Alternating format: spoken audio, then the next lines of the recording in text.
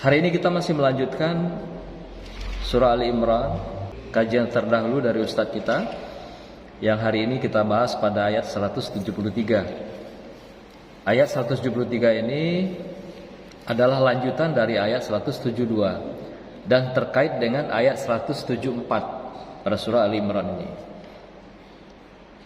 Ayat 173 ini berbunyi, A'udzubillahi minasyaitonirrajim, Bismillahirrahmanirrahim. Allazina qala lahumun nas innan nasa qad jama'u lakum fahsauhum paradahum imana wa qalu hasbunallah wa ni'mal wakil. Yaitu orang-orang yang mentaati Allah dan Rasul, yang ketika ada orang mengatakan kepadanya, orang-orang Quraisy telah mengumpulkan pasukan untuk menyerang kamu kembali.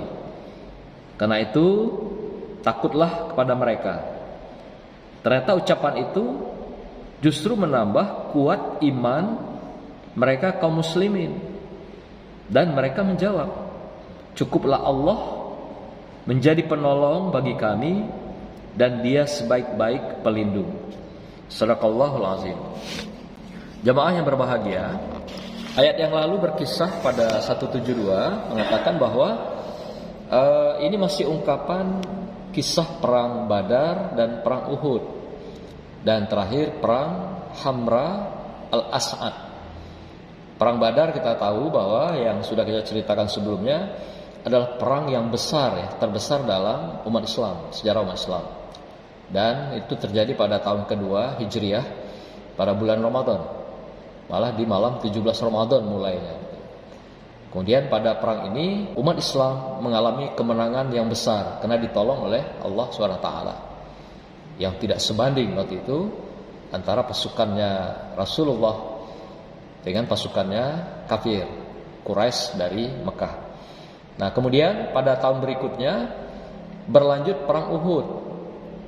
Nah, perang Uhud ini terjadi kekalahan pada kaum muslimin karena adanya pengkhianatan yang dilakukan oleh umat saat itu, di mana Rasulullah sudah berikan wasiat, sudah berikan fatwa, jangan tinggalkan tempat medan perangmu masing-masing.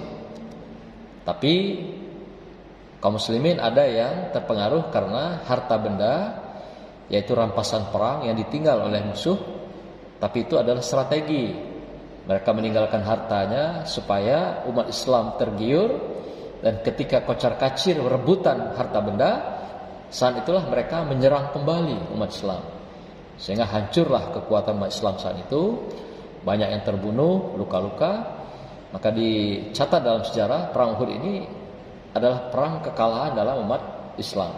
Samping juga musuh ini banyak dan tidak seimbang dengan jumlah umat Islam. Ketika perang Uhud terjadi dan Rasulullah kembali ke Madinah, dalam perjalanan timbullah tantangan kembali dari Abu Sufyan dan kelompoknya, kaum musyrik ini, kaum kafir ini, menyampaikan melalui seorang Badui, Arab Badui, kepada Rasulullah, mengatakan bahwa Abu Sufyan sudah menguatkan pasukannya, sudah menambah pasukannya, dan akan menyerang kembali ke Madinah.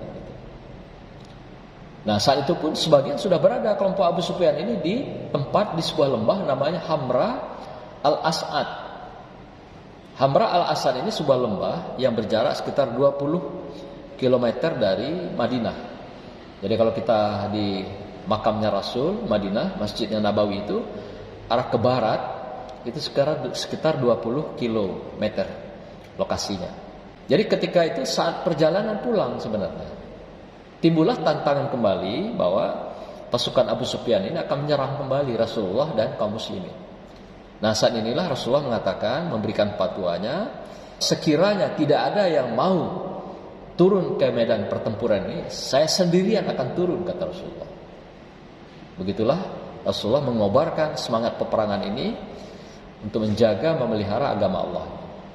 Nah, saat itu semua pasukan yang tersisa dari perang Uhud ini mengumpulkan kekuatan kembali, dan dengan semangat, spirit yang menyala berperang untuk mendapatkan jihad fisabilillah di hadapan Allah Subhanahu wa taala. Tersisa waktu itu minimal 70 orang yang tampil bersama Rasulullah. Ada yang sudah luka-luka waktu perang Uhud, dan ada juga yang masih sempurna, baik, bagus, dan bersama bergabung kembali. Termasuk Abu Bakar pun tampil di medan perang ini, dan keponakannya Zubair mengemandoi peperangan ini. Nah, lalu pergilah ke lembah namanya Hamra al-As'ad itu. Nah, ketika inilah datang sekelompok orang ini juga, yang sebagian sudah menunggu di Hamra ini, kelompoknya Abu Sufyan. Tapi ketika belum sampai bertemu, berhadapan, Allah memberikan, menghujamkan, membolak-balikkan hati Abu Sufyan dan kelompoknya itu, yaitu dengan ketakutan, dengan kekhawatiran, dan berbagai ragam ketidaksiapan. Sehingga sebelum pasukan Rasulullah ini datang sampai ke mereka, mengejar mereka, Abu Sufyan dan seluruh kafir Quraisy ini, munafikun ini, sudah tunggang langgang, sudah berlari ketakutan. Karena dikira Rasulullah sudah menyiapkan sebuah bala tentara yang besar, bala tentara yang sudah cukup, padahal cuma 70 orang. Tapi ketakutan itu dihujamkan oleh Allah SWT di dalam hati Abu Sufyan dan para pengikutnya, sehingga mereka kucar-kacir, tunggang langgang, lari meninggalkan lembah Hamra al-As'ad ini. Sehingga saat ini tidak terjadi peperangan sebenarnya. Jadi berperang tapi tidak berperang gitu. Mereka datang ke sana, si Abu Sufyan dan pasukan sudah tunggang langgang lari, tidak lagi ada di tempat. Nah, maka itu dari utusan yang datang ini dikatakan seorang Badui ini, mereka datang ingin mengintimidasi, memprovokasi, kira-kira begitu.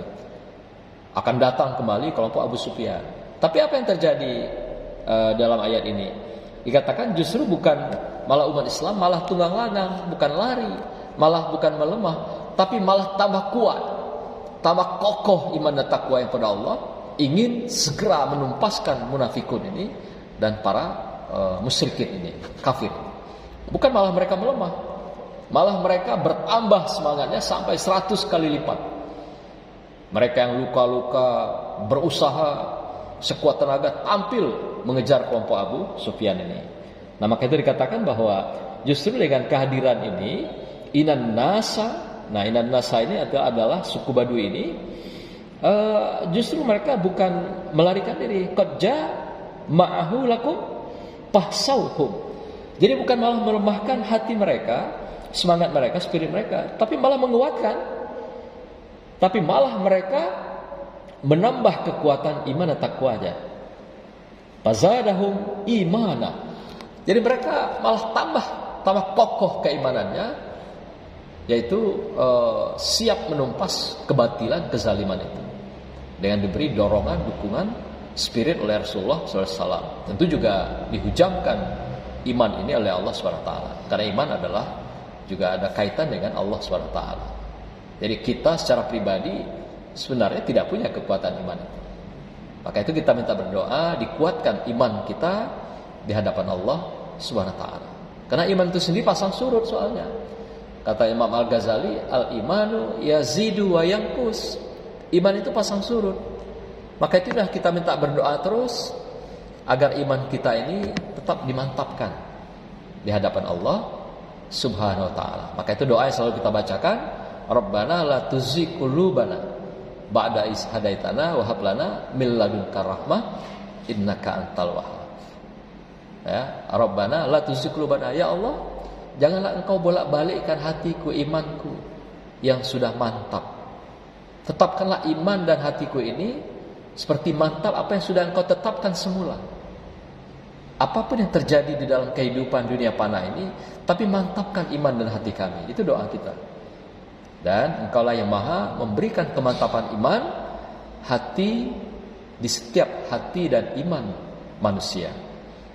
Nah, jadi itu doa kita. Perihal iman adalah urusan Allah sebenarnya. Maka itu kita berdoa supaya dimantapkan iman dan hati itu. Nah, dalam konteks ini, iman para mukmin menyala-nyala dikobarkan. Tapi kafir gimana? Dibolak-balikkan hatinya oleh Allah. Ini dua kondisi yang berbeda. Satu sisi umat Islam dikuatkan iman dan takwanya, sehingga timbullah spirit perjuangan, semangat menumpaskan kezaliman, kebatilan dan kekafiran itu. Sementara si kafir dibolak-balikkan oleh Allah, ketakutan, kekhawatiran, pokoknya segala kegalauan, keresahan diberikan kepada Abu Sufyan dan para pengikutnya. Nah, ini asbabun nuzul ayat ini, sejarah background turunnya ayat ini. Sehingga dengan demikian Allah mengunci ayat ini dengan kata-kata yang sangat baik, yaitu kita kenal dengan waqalu hasbunallahu wa ni'mal wakil. Yaitu cukuplah Allah menjadi penolong bagi kamu dan dialah sebaik-baik pelindung kamu. Ayat ini menunjukkan bahwa satu sisi bagaimana dua keadaan kafir dan mukmin. Kafir dibolak-balikkan hatinya, sedangkan mukmin dimantapkan imannya. Nah, yang kedua, siapa penolong yang bisa memberikan perlindungan yang tiada tara itu? Hanya Allah. Hasbunallah wa ni'mal wakil. Hanyalah Allah penolong utama. Sebenarnya perang Hamra al-Asad ini adalah perang pengulangan kemenangan perang Badar. Perang Badar itu perang yang terbesar. Hamra al-Asad ini perang yang kecil, tapi dimenangkan oleh Allah SWT. Kenapa? Hasbunallah wa ni'mal wakil. Maka itu Bapak Ibu sekalian, anak-anakku sekalian santriah dan santri, seorang kiai dari Solo bernama Habib Nopel memberikan ijazah untuk ayat ini. Jadi bagi Bapak Ibu yang punya problem dalam kehidupan, punya masalah dalam kehidupan, sulit belajar, sulit menghafal, ada problem yang tidak terselesaikan. Nah, ini ayat bagus sekali diijazahkan oleh Habib Nopel ini dari Solo ini untuk kita semua. Karena yang sudah diijazahkan berarti kita boleh gunakan, boleh dipakai oleh siapapun. Jadi caranya bagaimana kita menggunakan ayat ini? Mulai dari kita awali sholat tahajud di malam hari. Setelah sholat tahajud, nah kita baca ayat ini dengan mulai awal auzubillah, bismillah, baca sholawat, baca surat Ali Imran ayat 173. Baca dari awal, ya seperti tadi yang saya bacakan, allazina qala lahum, terus kemudian di akhir nanti ada kata-kata wa qalu hasbunallahu wa ni'mal wakil. Itu baca 450 kali katanya. Ini ijazah beliau.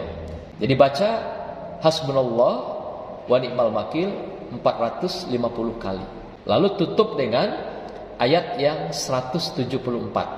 Nah, ayat 174 itu adalah sebuah pernyataan Allah atas kemenangan kaum muslimin atas kaum kafir Abu Sufyan dan kawan-kawan waktu itu. Ini pernyataan Allah memberikan sebuah penghargaan, memberikan pahala yang besar atas kemenangan mereka. Ini bunyinya ayat yang 174 yang kita jadikan ijazah untuk menutup doa-doa kita nanti di setelah tahajud kita. Bismillahirrahmanirrahim. Fa'anqalibu binikmatihi minallahi wa fadlil lam yamsashu su'u wattaba'u ridwanallah wallahu dzul fadlin azim. Maka mereka kembali dengan nikmat dan karunia yang besar dari Allah. Ini maksudnya kembali dari perang Hamra al-Asad itu, kemenangan dari perang itu. Mereka tidak ditimpa suatu bencana dan mereka mengikuti keridaan Allah. Allah mempunyai karunia yang besar. Apa yang sudah dilakukan dalam perang Hamra al-Asad ini, mereka tidak berperang, tapi Allah langsung memberikan sebuah kemenangan. Allah memberikan sebuah derajat dan juga Allah memberikan sebuah penghargaan pada mereka yang sudah beriman, bertakwa kepada Allah dan melaksanakan tugasnya, yaitu perang pada Hamra al-Asad ini. Maka itu Allah katakan mereka tidak ditimpa suatu bencana, arti tidak ada perang, tidak ada konflik, dan mereka juga mengikuti keridaan Allah. Jadi apa yang diperintahkan mereka laksanakan sesuai dengan juga apa yang diperintahkan oleh Rasulullah SAW untuk melawan kebatilan dan kezaliman ini, melawan orang-orang yang melawan agama Allah.